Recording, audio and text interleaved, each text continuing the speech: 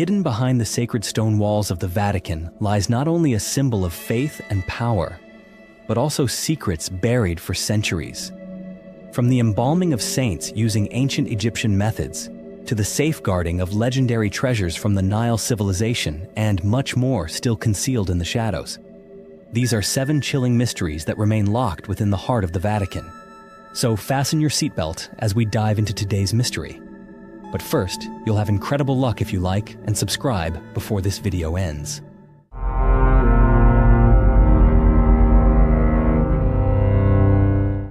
Part 1. The Hidden Remains of Alexander the Great. For over 2 millennia, generations have sought answers to one of the greatest mysteries in ancient history, the funeral and final resting place of Alexander the Great. Despite countless searches and hundreds of theories, his tomb has never been found. But according to a strange and audacious hypothesis, the answer may not lie buried beneath the sands of Egypt or among the ruins of Alexandria. Instead, it may be quietly hidden within the heart of Venice, inside a Catholic basilica, venerated under the name of a Christian saint. This theory suggests that after Alexander's death in 323 BCE, his body was placed in Alexandria, a city that became a pilgrimage site for kings and emperors for centuries. But through the passage of time and waves of historical turmoil, his body was stolen by a Venetian merchant and smuggled to Italy.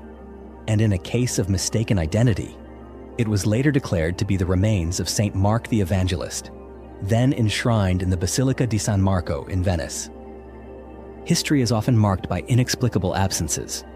That Alexander's body would vanish entirely from the historical record is difficult for many scholars to accept. For centuries, the location of his tomb was widely known, a site visited by towering figures like Julius Caesar and Augustus. Yet within just a few generations, every trace of it seemed to vanish, as though deliberately erased from history. If the mummy within St. Mark's Basilica truly belongs to Alexander, then this is not merely a case of mistaken identity. It would be a global-scale cover-up of historical proportions. And if the theory holds true, then for hundreds of years, devout believers have unknowingly offered prayers before the body not of a Christian missionary, but of an emperor who once set the world ablaze with the fire of ambition and glory. Part 2. The Horus Theory. Throughout the long arc of human history, religious stories have formed the foundation of culture and morality. But at times, those very stories startle us with uncanny similarities. So much so that they challenge what we thought we knew. One of the most controversial theories of all suggests that the story of Jesus Christ may not be entirely unique. Instead, it may be a retelling of an older tale, that of the Egyptian god Horus. According to scholars and researchers in the field of symbolism, Horus, worshipped thousands of years before the rise of Christianity, lived a life marked by astonishing parallels to that of Jesus. Horus was said to be born of a virgin mother named Merit, an ancient variant of the name Mary. His earthly stepfather was named Seb, which is also the name of an Egyptian deity. Horus was born in a cave. His birth was announced by an angel. A star appeared in the sky, and 3 shepherds came to pay their respects. When Horus reached adulthood, he was baptized in a river. The man who performed the baptism was later executed. Throughout his sacred life, Horus had 12 disciples. He healed the sick, cast out demons, and even raised the dead. And then, as if bound by the rhythm of fate, Horus was betrayed, crucified, buried for 3 days, and resurrected from the dead. If all of that sounds eerily familiar, you are far from alone.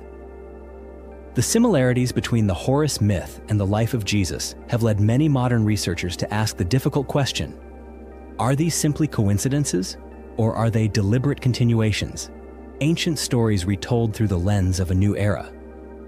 Of course, the traditional academic world, and especially the Church, has rejected this theory outright. Some Egyptian texts suggest that Horus had only 4 disciples, was not born in a cave, and underwent no formal baptism. But even so, the similarities that do exist are enough to compel a deeper inquiry into how religions evolve and how sacred symbols are reborn across the millennia. Part 3. The Library of Alexandria. In a golden moment of ancient civilization, nestled between the white stone roads of Alexandria, there once stood what many believed to be the greatest repository of knowledge humanity had ever created. It was the Library of Alexandria. Legend holds that the library was founded in the 3rd century BCE during the reign of the Ptolemaic dynasty. Scholars from across the known world, Babylon, India, Greece, Persia, gathered here to study, teach, and preserve hundreds of thousands of manuscripts, recording everything from astronomy to medicine, from philosophy to mechanics, from history to poetry. With more than 400,000 scrolls, it was once regarded as the very heart of human intellect. And yet, mysteriously, almost nothing of it remains today. Some blame Julius Caesar, claiming that when he set fire to his own ships during the siege of Egypt in 48 BCE, the flames spread into the city and consumed the library in the chaos. Others believe religious extremists destroyed the library, viewing ancient knowledge as heretical. Still, another theory proposes that the library was not destroyed in a single catastrophe at all, but rather slowly dismantled, deliberately, by those who sought to control the sum of human understanding. Among the whispered accounts passed down through the ages, there is one hypothesis that stands apart. It suggests that some of the most precious scrolls, works on ancient medicine, cosmic philosophy, and maps of yet undiscovered continents were never destroyed. Instead, they were secretly relocated to Europe, eventually finding their way into the sealed archives of the Vatican. The Vatican has never confirmed nor denied this, but those who have studied its fabled repository know that there are hidden rooms, heavily guarded, containing manuscripts from the medieval and Renaissance eras, and possibly from even further back in time. Part 4. The Egyptian Museum of Pope Gregory. In 1839, during a time when Europe remained enthralled by the legacy of ancient Egyptian civilization, Pope Gregory XVI established one of the most unique museums in the world, the Gregorian Egyptian Museum, nestled deep within the walls of the Vatican. There, within sacred halls, stand 9 galleries filled with Egyptian relics, statues of deities, stone steles inscribed with hieroglyphs, and mummies aged by the passage of time. But one question has lingered in the minds of many. How did the treasures of a civilization located thousands of miles from Rome come to reside in a museum of the Holy See? The answer is one that makes many uncomfortable. They were spoils of conquest and domination. The origins of this vast collection trace back to a private archive, once the personal study of Pope Pius VII inside the Lateran Palace. But the story truly begins after 31 BCE, when the Roman Empire defeated the alliance of Mark Antony and Queen Cleopatra at the Battle of Actium. From that moment on, the remnants of Egyptian civilization were taken by the Romans as trophies of war. Statues of gods, sacred mummies, stone columns, all were repurposed as extravagant decorations for the Roman elite. When the Gregorian Museum opened to the public in the 19th century, many viewed it as a noble step toward sharing knowledge and preserving history. But beneath the warm glow of the exhibition rooms lies a far less comfortable truth. These artifacts were taken from a distant land, brought back through the blade and authority of those who had conquered. And today, while modern Egyptians continue to fight for the return of what was once taken from their motherland, those ancient relics remain in quiet repose within the heart of the Vatican, silent witnesses to a time when appropriation was veiled in the name of preservation. Part 5. The Forbidden Teachings of Jesus. In a desolate rubbish heap beneath the sun-scorched winds of Egypt, among decayed scraps of papyrus, receipts for donkey purchases, and 5th century tax records, archaeologists made an astonishing discovery. A strange manuscript written in ancient Greek, its syllables separated by tiny dots, as though it had been prepared for an elementary reading lesson. But the shock came not from the form of the writing, but from its content. It was a fragment of an ancient text known as the First Apocalypse of James, a work excluded from the biblical canon, long condemned by the Church as heresy. According to scholars, it represents part of the forbidden teachings of Jesus, words that were never spoken aloud in church, never cited in catechisms, and forbidden from being copied for centuries. And why was such a text banned?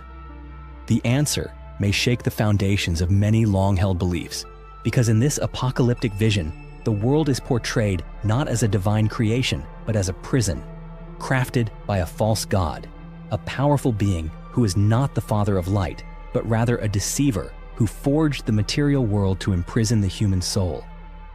It is a worldview that challenges the very cornerstone of Orthodox doctrine, a vision so radical it condemned the manuscript to generations of suppression. Part 6. 2 Fake Mummies in the Vatican. Deep within the Vatican lies a quiet chamber housing 2 preserved forms, solemnly displayed beneath protective glass. For centuries, they were believed to be ancient mummies, evidence of the Church's fascination with the mystical civilization of Egypt. It was long accepted that these were the remains of individuals who had lived thousands of years ago. But during a recent scientific examination conducted by researchers from the Smithsonian Institution, the truth emerged, and it was far from what anyone had expected. When experts analyzed the DNA from bone fragments still encased within the linen wrappings, they uncovered an astonishing fact. These mummies did not originate from ancient Egypt at all. Instead, they were the remains of a man and a woman who had lived during the Middle Ages, only about 500 years ago, a time when Europe was undergoing profound shifts in religion, war, and plague. This revelation sparked an unsettling question. Who had done this? And for what purpose?